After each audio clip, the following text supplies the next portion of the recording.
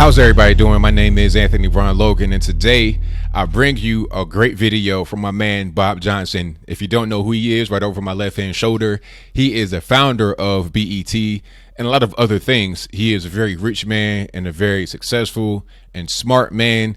He had quite a few things to say about Trump, this current administration, how it has helped blacks, how it has helped America, both the tax breaks and whatnot. You're going to see an interesting interview that CNBC delivers here, and I'm going to go through it point by point and tell you what's going on from my point of view. So without further ado, let's go ahead and roll it. We are pleased to bring in our guest host this morning, RLJ Company's founder and chairman, BET founder, Bob Johnson, media visionary, private equity god. You're iconic. I don't know what you want to talk about today, but there's the economic backdrop. I want to get your. Keep an eye on my guy right here.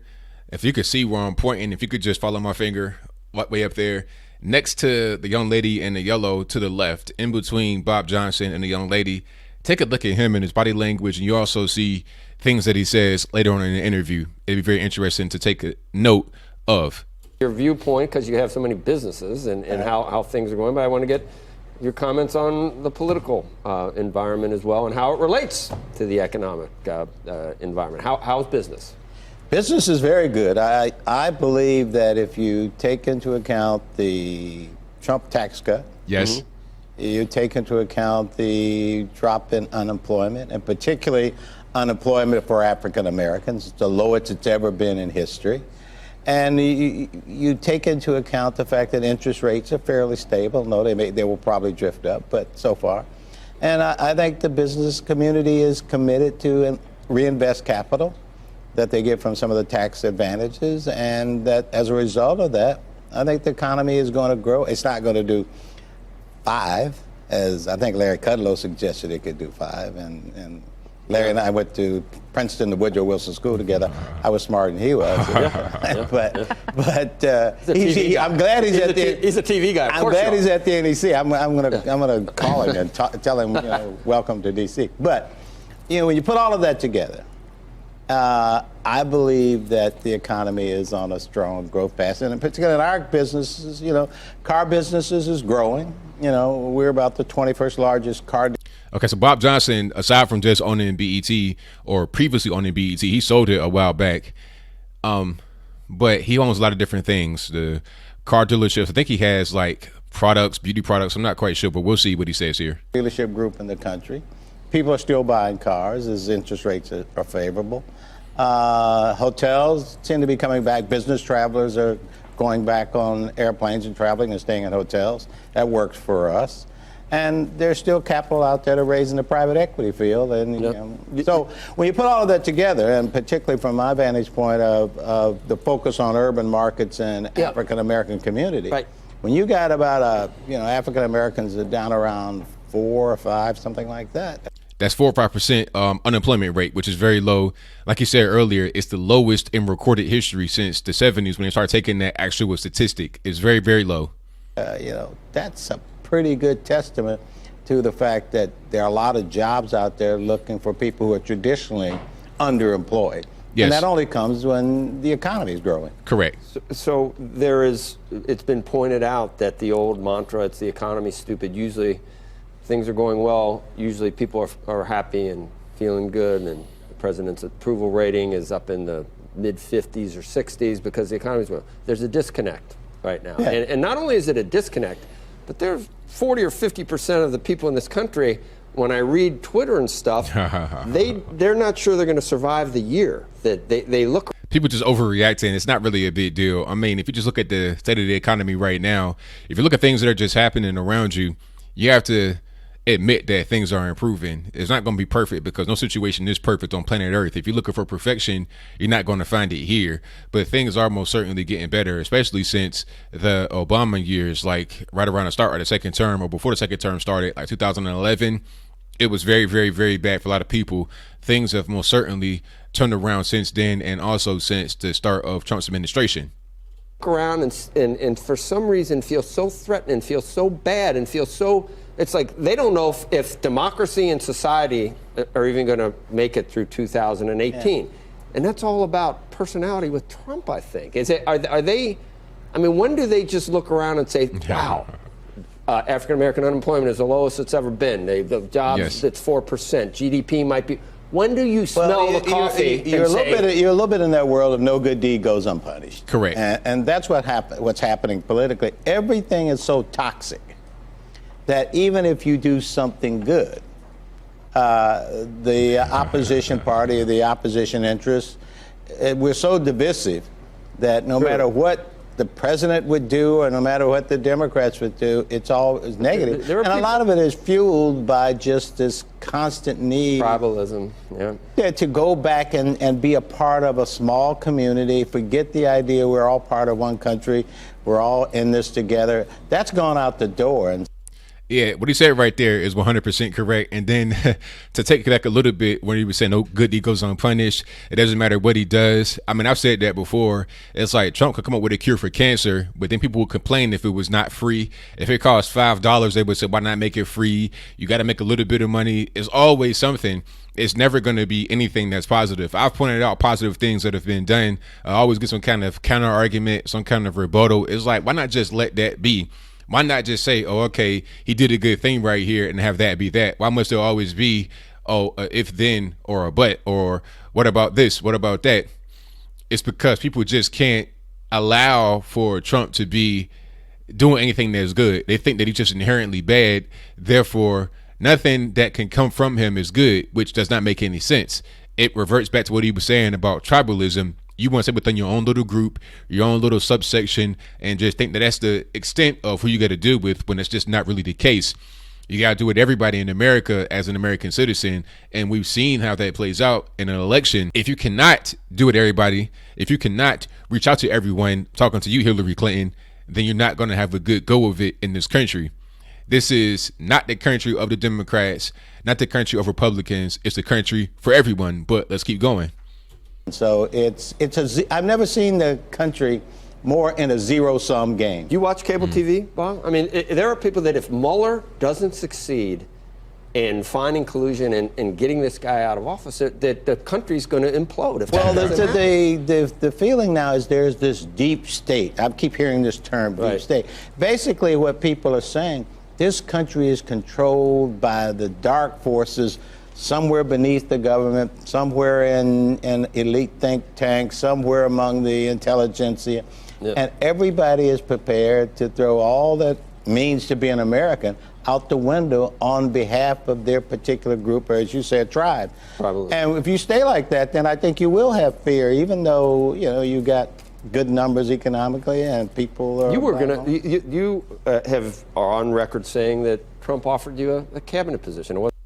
Now, I want to give CNBC a little bit of credit here. I'm not sure who my man is right here. I know I've seen him before. I should know his name, but I don't know his name. If you know his name, let me know in the comments below.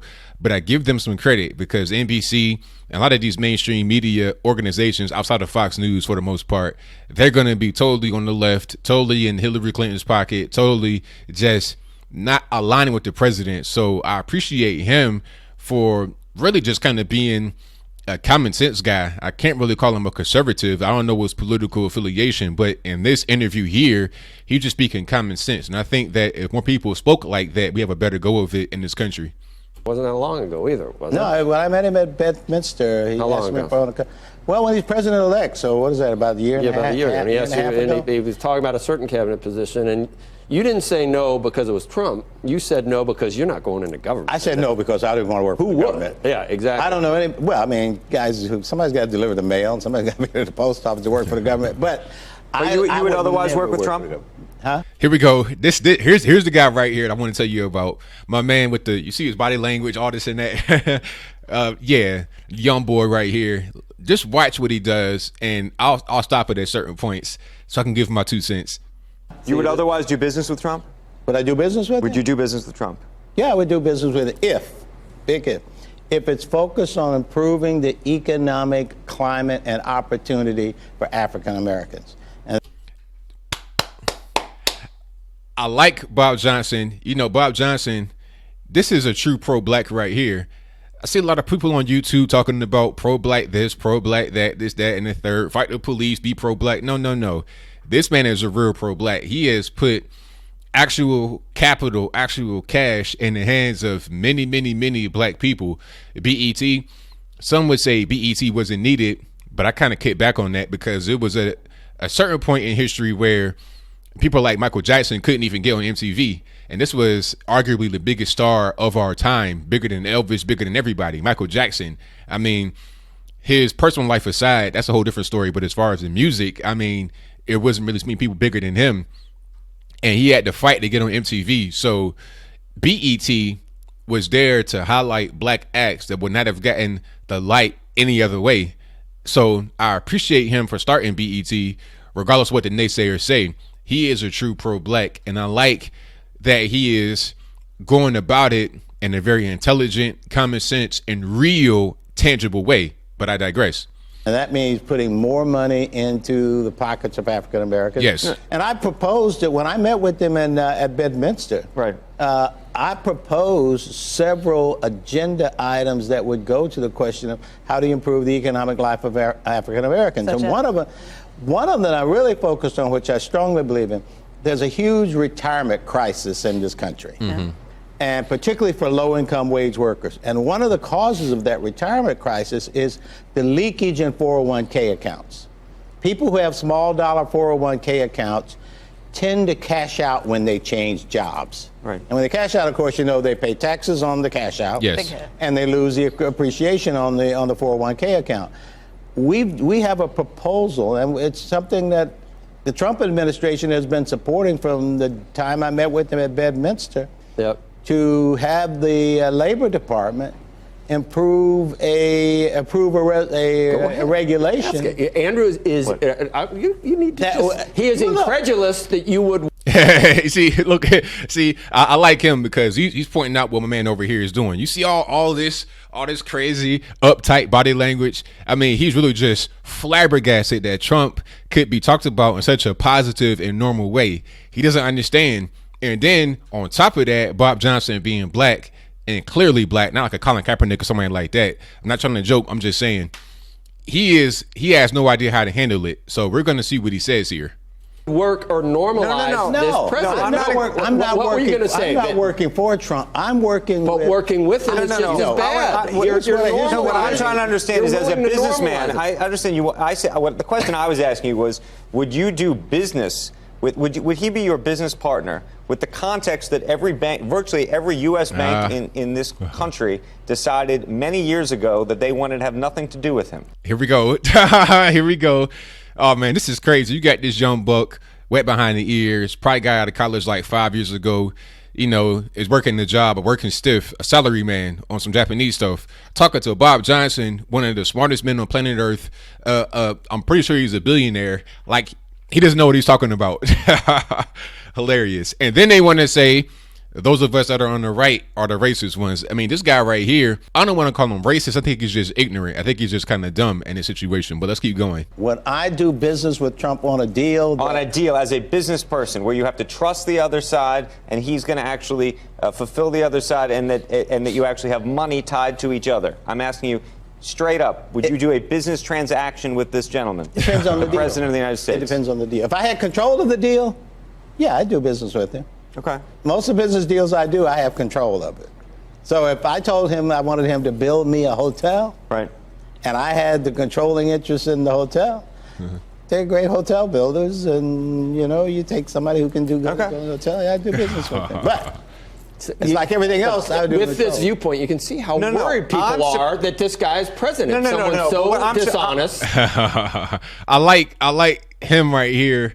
It's like a dad trying to explain why his son is acting up in front of the company. That's what it seems like to me.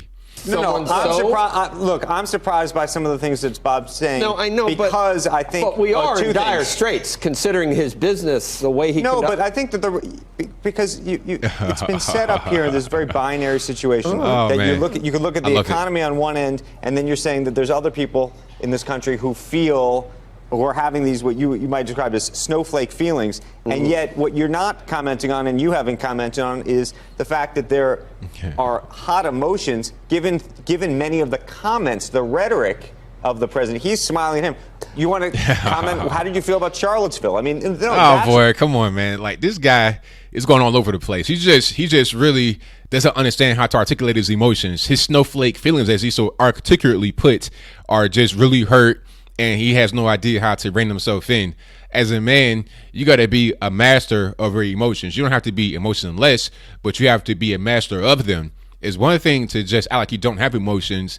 It's different to acknowledge you have them, but to control them. In this case right now, speaking, he has no control over his emotions. That's why he's searching for words to articulate himself, because he doesn't know how to do it, because he's not in control of himself. The reason why people feel the way they feel I understand. are much more. Let me answer that. Well, let me answer that. When I met with the president-elect at the time, and I said, Mr. President, do not say to African Americans, what do you have to lose under a Trump administration? I said, Mr. President, if you want to speak to African Americans in a way that they will understand you and perhaps even support you, talk about what African Americans have to gain from a Trump administration. And in that meeting, he asked me to come up with some proposals that will address economic concerns of African Americans. And since that time, I've continued to do that, and I've had access to anyone in the Trump administration I want to meet. When I wanted to meet with Steve Mnuchin, I met with Mnuchin. When I want to meet with the top deputies at the Labor Department, I'm able to meet with them. When I go to Republicans, a good friend of mine, Senator Tim Scott from South Carolina, has taken the lead with me on this proposal to put more than $600 million back in the pockets for African Americans by reducing their likelihood of cash-out retirement. What's the $600 million in the pockets of African Americans? Now, what pro-black do you know could say anything close to that? Okay, this guy right here, Mr. Bob Johnson, is a real one. And this dude with the crazy body language doesn't really understand that. So hopefully this would be a lesson to him. He could look back on this 20 years from now and kind of cringe at his former self. What's the solution on the pension, on the 401k issue? The solution is an electronic record-keeping technology that allows you, when you move from job A to job B, like an instant rollover? You can instant rollover, and you are encouraged to the benefits of rolling over your account to your next job. Do you have to opt out of rolling over? Because to me, it's like what so many people do, including what I did when I first started, is you just take whatever's given to you. And if you are opted into the 401k plan, you end up doing that. It's a lot tougher choice if you have to physically make that decision yourself. Yeah, well, see, the way they do it, companies don't want to deal with small dollar accounts. You've been at a company, you got $2,500 in your 401k. Right. They want to get rid. They don't want to manage it. Right. So what happens is you call a guy and say, look, when you go to your next job, we'll roll it over, but if you want to take it, you can just take it and take the big hit. You know what most people do, particularly minority Americans? They take the $2,000 versus they take the $2,500. Or and the $2,000 after the fees. Yeah, after the fees and then the taxes. Right. And so the end result is this hundreds of millions, billions of dollars of leakage for the whole country is going out. A simple regulation, no congressional action required, a simple regulation at labor puts that money back in people's pockets. So, now, if President Trump, and I've been, in fact, I saw him last week down in Florida. I live down in Florida. I saw him at Trump golf course. Now, before he continues, he said he saw him in Florida at the golf course. And people talk about, oh, Trump, he's always golfing, this, that, and the third. Well, if you're able to meet with billionaires, millionaires, intelligent people from all around the world at the golf course and talk about business, talk about how to get the country back on track, then I'm all with it. Rather than being like Barack Obama, going and using some little rinky-dink girl weights, training in some gym in Poland or something like that, not getting any work done. But I digress.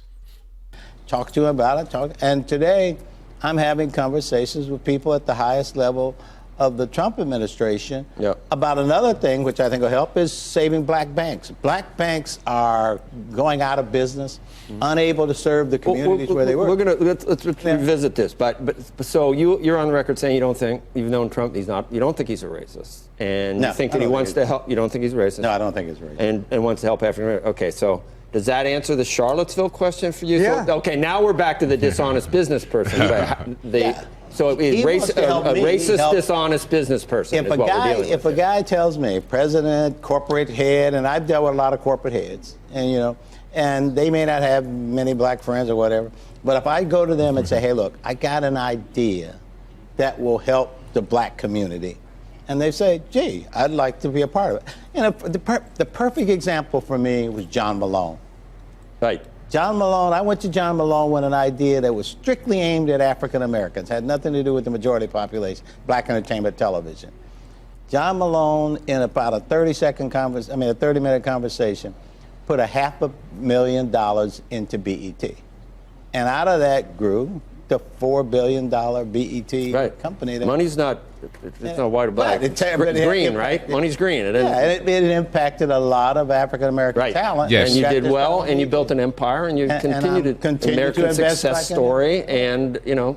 Yeah. To me, if you can make it work with the idea you keep emotions out of it. I'm not a social activist. I'm not a religious leader. I'm an entrepreneur. That's right. See, he has the right idea. He hasn't, his emotions are not into it. He's just a guy that, okay, I can do this over here. I can do that over there. How can I get it done? That's pretty much it. He wants to help black folks, of course, but that's not necessarily being a social activist. You just want to help that particular group. There's nothing really wrong with that. As a black person, why is that a bad thing to really do? And it's not like it's discriminatory in any way. You just see a need that needs to be addressed, and you want to address that need. It's just like anything else. It's just like addressing a medical need, cancer, lupus, whatever it is. So it's not really anything racist. I think that he has the right idea, and I wish more people all over the world would be more like Bob Johnson, helping whoever they want to help, doing things without emotion, just understanding how to get things done, having a plan, and executing your plan. That's how it should be done. And as an entrepreneur, I look for opportunities with people who have a belief. Well, and you're a man that obviously doesn't care if you're going to take a lot of flack, because I know you get a lot of flack, and I don't know if it's worth. I don't know. It'd be easier just to go with the flow. Yeah, I've never done that. I've never done that. No, All right, that's pretty much the end of that. So, yeah, I really enjoyed this interview with my man Bob Johnson, the founder of BET, Black Entertainment Television. They have been instrumental in starting many careers of black men and women. I'm talking about some of the biggest stars of the day, movie stars, people that are on television in different places. You see them on CNN, NBC. You see a lot of these people all over the place. Torre started on BET. I think he's on MSNBC right now. He had that infamous interview with R. Kelly, that "Do You Like Teenage Girls?" That was on BET. A lot of people. So I really appreciate Bob Johnson for what he did starting BET. People have their negative viewpoints about BET, but I think it's all unfounded. And what he said about Trump and the current economy and how he can help American people was dead on. The low taxes, and then also he spoke about how he was able to have direct access to him. And he spoke about talking to him on a golf course and stuff like that. I appreciated that, because that is two things that I wanted to get across to people that they weren't really understanding. They said that he took too much time at the golf course, where I'm like, if he's able to talk to people and have these conversations about how to get things done in the world, whether it be on a golf course or off the golf course, it's a good thing in my book. So shout out to Bob Johnson. You know, you can't be worried about what others are going to think. You can't be worried about how to please individual people that are naysayers. You must do what you think is the right thing to do. You must use your skills to get ahead in life. And if you want to be kind of a philanthropist like Bob Johnson appears to be, then you can also help others. So what do you think? Did you enjoy this interview? Do you think that what he said about Trump, what he said about other things that are going on, was he on point? Was he off point? How did you feel about the young guy that was, interjecting his emotions into the interview? How about the older gentleman that seemed to be, I don't want to say neutral, but more of a common sense kind of guy? It's one thing to be neutral. If you're neutral, you're not taking one side or the other. You just, if you ask a question, you give a vague answer that does not answer the question if you want to be neutral. But if you want to be a common sense person, you answer the question in a common sense way, but you answer it directly. I think he was being a common sense person, not necessarily right or left, but whatever your comments are, please let me know in the comments below. That's all I got to say for this video. If you like what you heard, please comment, rate, share, and subscribe. Peace.